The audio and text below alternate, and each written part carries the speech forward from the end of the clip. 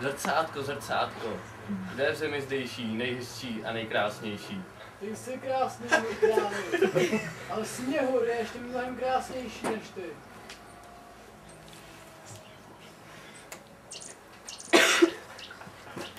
Ano, králi. Připrav mi jet pro Sněhura a donesu mé zlé společnici Brumlici. Rozkaz.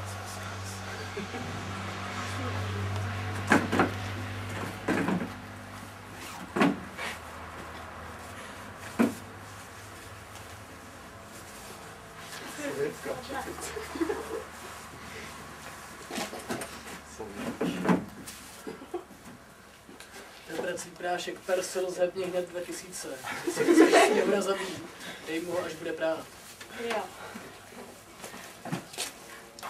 Šmudlinko, přines mi prádlo, jde se prát. Rychlejc, ne? Spíš si, mám na to celý den. No co to je? Je to úplně špinavý. To se nevypere, jseš prase! A vůbec, zavolej mi ostatní trpaslice, ať přinesou taky věci na praní. Kašlelko, Ospalko, Brumlice, pojďte sem. No tak pojďte sem. Co potřebuješ, Šmudlinko? Sněhur jde prát, teď tam myslíš, špinavý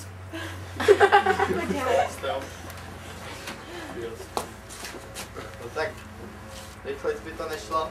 Já se říct dřív, že jdeš prát. To vám mohlo být jasný. Děkuji. Sněhura, Ano? mám tady nový osvědčení.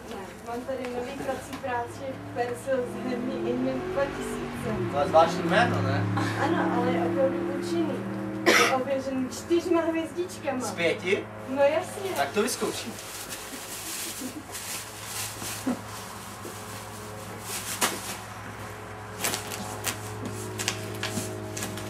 To je ale namáhavá práce.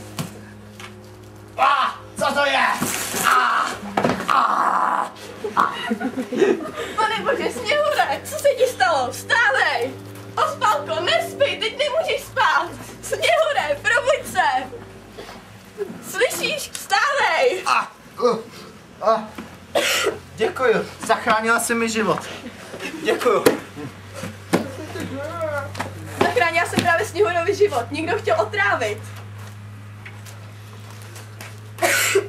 Králi, nevyšlo to. Sněhur žije.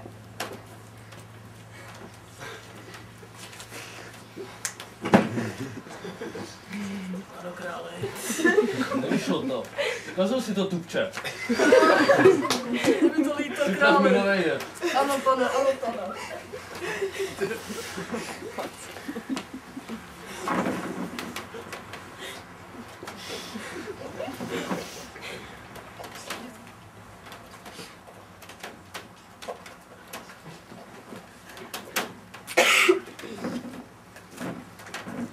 Co to je?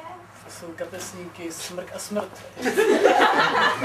Musíte Sněhura otrávit. Dej mu je, co někdy smrká. Jasně. Hé, psu! To je ale rýma. Šmudlinko, co se to tady děje? Ale Sněhur dostal rýmu a nemá se do čeho vysmrkat. Aha, já tady mám nový kapesničky Smrk a Smrt. Dej mu je, určitě mu bude po nich líp. Děkuju.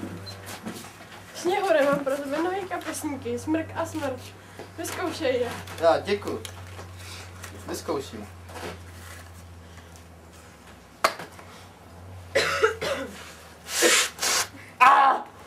To bolí! Sněhure, co se ti stalo? Co za život?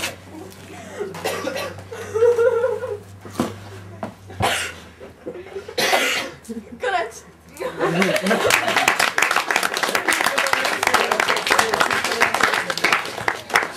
Máme 3/4, takže teď dobře poslouchejte. První věc,